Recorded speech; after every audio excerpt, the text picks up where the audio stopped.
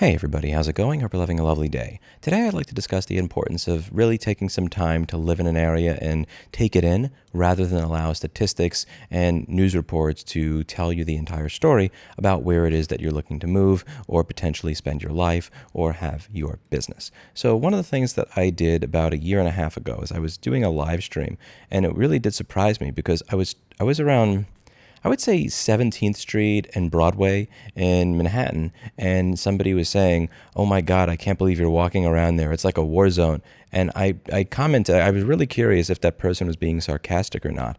And unfortunately, they were not being sarcastic. I had determined after speaking to them for a few minutes that they had completely overdosed on Fox News and actually genuinely believed that 17th Street and Broadway was a prime, horrible area where something very, very bad was about to happen to me.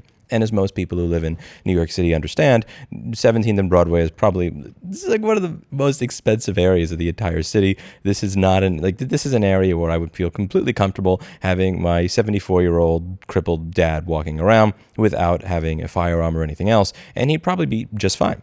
So I remember doing a follow-up video, "Is New York City safe at night?" I walk home plastered drunk at 1:30 a.m. to find out. And I walked home at 1:30 a.m. holding my flagship smartphone like this, while kind of wonky, and surprise, surprise, nothing actually happened because it is not the horror show that many people will make it out to be. Is it where I want to live? No. Is it a war zone? Far from it. You had interesting comments in that video from people saying, "Louis, that's different. The experience for you is going to be different than it is for somebody else that's small." And it's like, dude, I'm 5'6". I can't even intimidate Tim Cook into giving me a schematic after 10 years, and you think I'm going to intimidate a criminal? Oh my, that's funny. And there were some other comments that showed up recently that I wanted to go over because I really think it's going to change how you look at statistics when it comes to where you choose to move or how you choose to live your life. And one of the things that came up from the Not Just Bikes subreddit, which I view regularly because I genuinely enjoy the Not Just Bikes channel. I think it provides amazing insight. And somebody had said, "It's an interesting perspective, though. The data is pretty clear that public transit is safer than driving an automobile. And many people are very curious when people say that they would rather drive a car because they feel that they are more safe." So I decided to interject here. And again, to be clear, I'm not even going to bring statistics into it. I'm just going to assume that this person is 100% correct, that it is indeed safer to take public transit and ride an automobile. And one of the things that I said is having a technically lower crime rate, but having a heightened sense of I have to watch my back to avoid something happening might lead to a perceived lessened safety and maybe even lower quality of life. Same here. Technically, the man in this video I'm about to show you never hit anyone, but if you had to choose between a 1% chance of an accident in a comfortable vehicle on a traffic-free road or a 0.001% chance of an accident in a public transit car with an unhinged crazy guy screaming at you, stats don't really enter the equation when describing the experience. What am I talking about? I'm talking about what you see in this video over here, which I will play so that you can hear it. Take them back to Europe with y'all. Yeah, me too. Gay ass weird Caribbean African shit. She's annoying. Fucking gay ass gorilla looking. Shut up, your ugly body. Look. Nasty ass mutating, permutating, corrugating, medium-latent skin. Shut up, your body don't even last long enough. I'm gonna look younger than him by the time he's my age. I don't care about them ugly ass kids in your race. Shut up. Fucking plastic ass body. Little debilitated, enervated, emasculated, feeble, incapacitated, indisposed, emaciated. So the gentleman walks forward at this point as he's yelling. He's not just standing there. He actually starts to walk forward, lean over them, and scream. Now, technically, nothing actually happened there. He did not hit him. And I would bet my 3 cats in my business that this was never reported as a crime. Which would you feel safer in? Would you feel safer in a car where once every 3 years you may get into a fender bender where you mess up your bumper because the person in front of you braked too fast? Or would you feel safer never getting into an accident or an altercation, but having somebody that is yelling over you, your family member, your wife, and your child, wondering to yourself, is this person going to hit me? If they hit me, how do I respond? Am I actually able to beat this person up? If I were to beat this person up, what would be the media response when somebody takes out a smartphone and shows me throwing the first punch? How is this going to affect my life, my job, etc., and so on and so forth? Having a heightened level of cortisol throughout your day because you have to think about all these things is going to decrease your quality of life, even if you technically are safer, technically and statistically are less likely to be involved in any sort of danger. And this is something that people, I don't think, really think about when they're thinking about statistics. I think that this is something that doesn't make its way into it. The overall experience, when somebody says, Why would somebody not want to take public transit? The stats say this. But the stats don't necessarily explain your quality of life in a particular area, nor does it explain the experience you're going to have in a particular area. Dare I say it, I would rather get into one minor fender bender per year than have 0 accidents, but go back to this. And, my experience in the subway was honestly not nearly as bad as the stuff that you're seeing in videos now. But still, it was such that I prefer getting it by vehicle and driving 25 minutes to work than spending 40 minutes,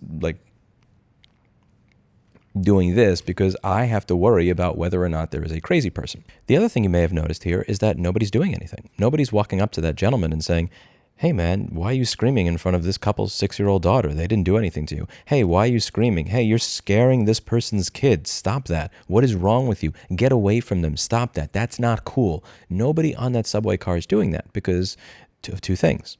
A, they have come to accept this as normal. And B, the person who does that may get attacked, may be maligned, or may get themselves in an altercation where they have to defend themselves. And once they actually defend themselves, because it is New York City, the person who defends themselves is always the bad guy. That is what is going through the mind of everybody there. Now, as a result of this being considered normal, do you think anybody there reported that as a crime? Of course not. That was never reported as a crime, and it never made its way into the crime statistics because it has been culturally accepted. It is ingrained in the culture that that is normal, that that is just what you have to deal with if you're taking the train. There are many things in New York City that people just believe they have to deal with that they do not report to the police. As a result of it not being reported to the police, it's never going to make its way to the crime statistics. There are many parts of the country where if somebody were to behave in that manner towards a 4 or 6-year-old child, that the 40 people that are standing within 8 feet of that person would say, hey man, that's not cool. Cut that out. Stop screaming at that family. Stop screaming at that 4-year-old child. But in New York City, nobody does that because it is a strange dystopia. And as a result of it, that is going to warp the statistics. The question then becomes, how do you have a statistic account for the fact that in a particular area, it's culturally accepted that there be a certain level of low-level criminality that you just deal with, and that if you report it, well, you're just wasting your time, or you're wasting the police's time, or you're wasting your own time, or, oh man, you're really going to do that? Because that exists. I remember when I reported my bag that was stolen out of that restaurant in St. Mark's, I was not doing it because I thought the police were going to get the bag. I knew that in spite of the fact that they had the perpetrator on camera, that that person had shown their ID, and that they had paid with a credit card, so that they have all the records they need to figure out exactly who it is, I knew that they were not going to get up off of their fat asses and walk 4 blocks over to get the tapes.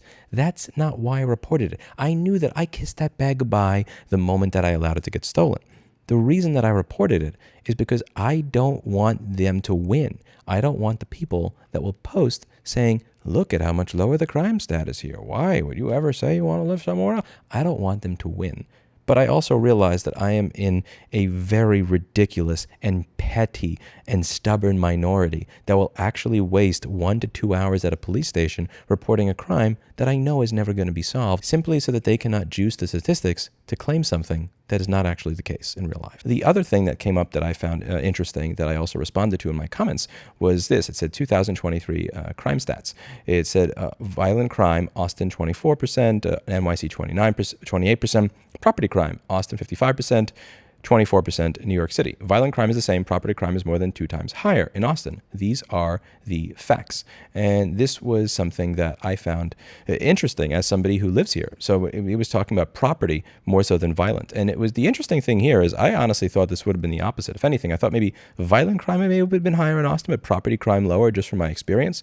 So this is an interesting one here. So again, I don't live in Austin. I live in the Round Rock area. And in the Round Rock area, I can have my neighbors not lock their door, and some of them have said that they don't lock their door and they're just fine. Sometimes they will have an Amazon package that is literally sitting in front of their door for 3 days because they've been away and nobody takes it. Whereas where I used to live in Bed-Stuy, my landlord would call me and he would be aggravated if I did not pick up my package within 8 hours of Amazon dropping it off, because what people used to do is they used to bash the window in his door open so that they could steal the package. And sometimes it's funny because I wasn't even ordering the amazing litter back then. I was ordering the cheap garbage litter, like the Crasdale level shit, that whatever the equivalent of that kind of garbage was on Amazon back in the day. And people would literally break the window of the door to steal the cat litter. that is not something that I have experienced here. And another thing that was interesting to me is I remember, I'm never going to forget this. I had my laptop in a bag, and it was stolen out of a restaurant that I was in. And one of the interesting things is that the person who stole it had actually paid with a credit card. They had showed their ID, and above all, they were on camera. And the police did not walk over 3 blocks because the police station was about 3 blocks away from the restaurant. This was in the Lower East Side. I was on St. Mark's Place. I think the police is on like 4th or 3rd Street or something like that. They're about 4 or 5 blocks away. They didn't walk over to get the camera footage or get the information before that camera footage was overwritten by the DVR because they had only like a 4 terabyte hard drive in there or something. Reporting crime in New York City is pointless. It's fundamentally pointless because the $6 billion that the NYPD gets every year apparently is not enough for them to walk 4 blocks over and actually investigate crime. It is fundamentally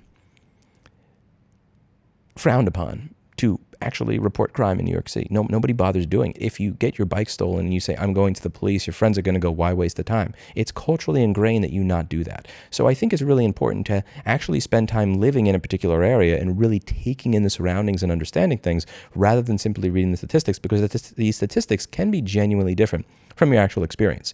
The other thing that's important to mention here is where you can go to find refuge and where you can go to find places where you're not dealing with crazy. So the reason that I thought the violent crime is actually going to be higher in Austin is, again, rather than the property crime, is, just some of the interesting experiences that I've had while walking down the street here.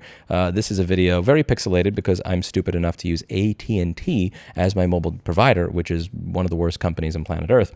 Lewis meets a man with a knife, and he is chasing another man down the street. Now, apparently, some of the bystanders were letting me know that the man with the knife was actually the good guy. It was the guy that he was chasing that was the bad guy.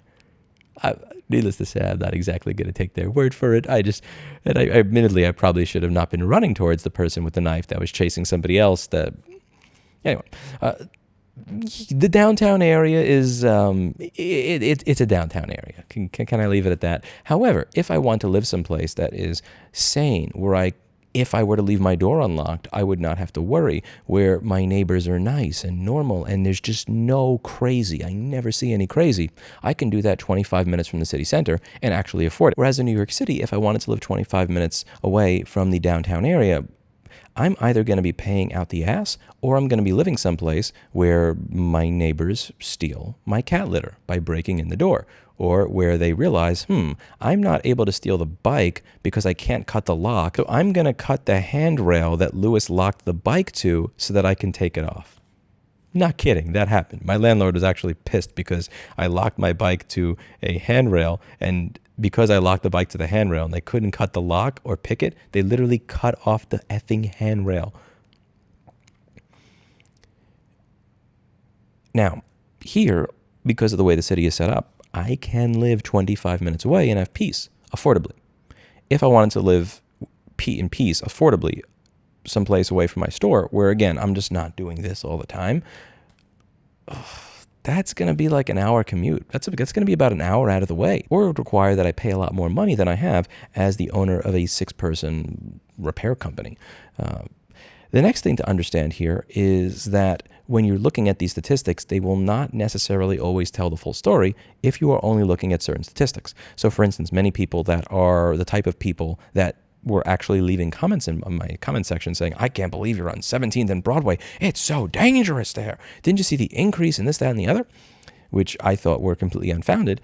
A lot of them tend to live in more rural areas. And one of the things that I realized while I was looking into moving into other areas of the United States 2 years ago, and when I was traveling around, when I just got a car, is I would go to these certain areas and I would notice that the crime stats were ridiculously low, but I would walk around, I would go to the store, I would talk to people, and like something just didn't click for me. I'm never going to forget this. I'm not going to say the name of the town because a part of me kind of is still debating moving there, and I don't really feel like people knowing where my vacation enclave may be at some point, but it's not a place. I like the scenery, but I really don't think I'd want to live there. But get back to the point. I am looking around and I'm just thinking to myself, something doesn't match.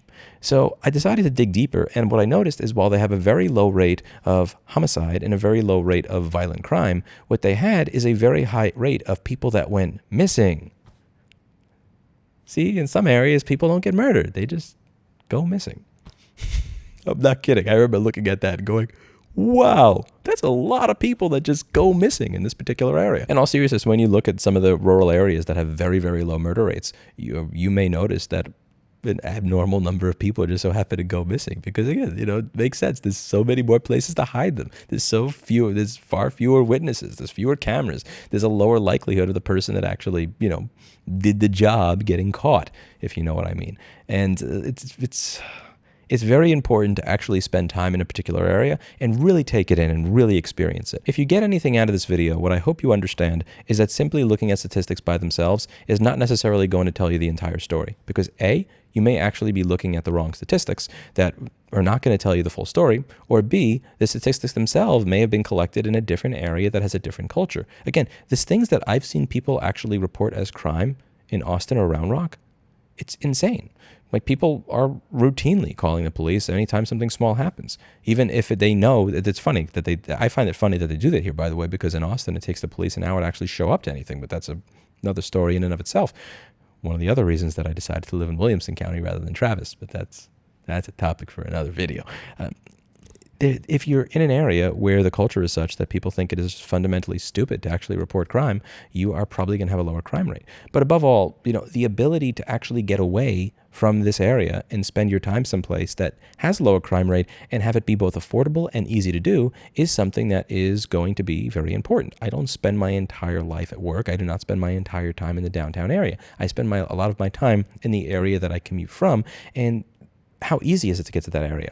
How affordable is that area? But above all, what is the rate in that area versus the other areas, versus just averaging it all out by just saying NYC? NYC is a giant block. It has 8.5 million people, and it also has a lot of surrounding suburbs, and these are all going to give you a different experience. Again, as I said in my post over here, if I am comparing something like, let's say, Bed-Stuy to Montopolis, you might get rates that are more in line with each other versus just saying, here's all of Austin in Round Rock area versus here is just the entire NYC area. It's very easy to wind up living in an area that makes no sense for you because you're looking at statistics rather than spending time in that particular area to really soak in the reality. And if there's anything that I hope somebody gets from watching this video, it is to turn off the news and turn off the statistics just for a little bit and actually spend some time living in those particular areas that you would like to move to. Again, I spent almost a year renting an apartment in New Hampshire. I've spent almost a year renting a place in Texas. I've spent almost a year with a business in Austin. I kind of have a feel for the different areas, and that feel for those areas based on my actual experience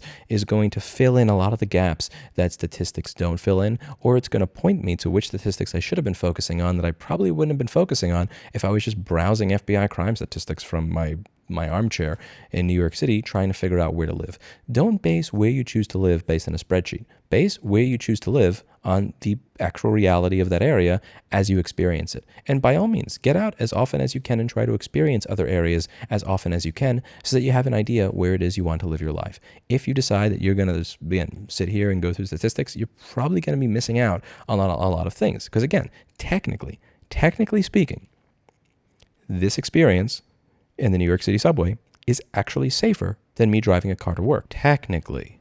Though, well, actually, I'm probably safer on the New York City subway than I am riding an electric bike that I built myself around a bunch of Uber and taxi drivers that don't care that we exist, that don't use turn signals. Technically, I'm probably safer there. Is my quality of life higher there? Do I feel safer there? No.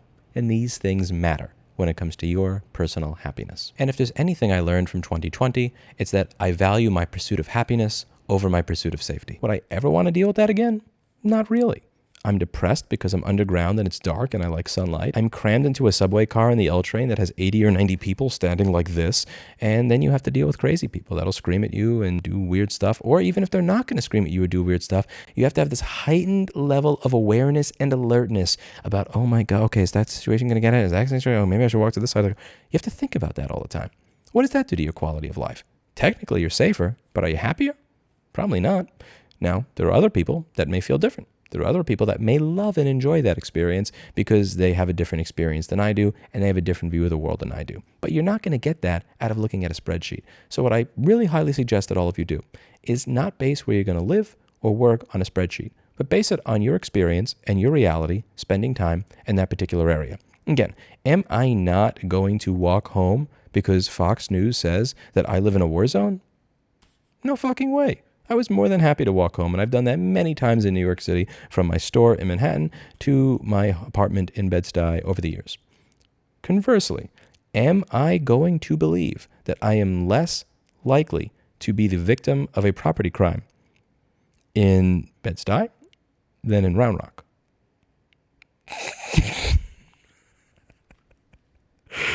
That's it for today. And as always, I hope you learned something. I'll see you all in the next video. Bye now. Whereas in New York City, if I wanted to live 25 minutes from 27th Street and 7th Avenue, BlackBerry, you sit on the left side of the chair. I have been trying to train you for 3 months now. If you want to sit here while I do videos, you must sit on the proper side of the chair. If you sit on the left side of the chair, you can stay. If you try to climb over my keyboard, which stops the video, then you have to go. Sit. Sit. Good kitty.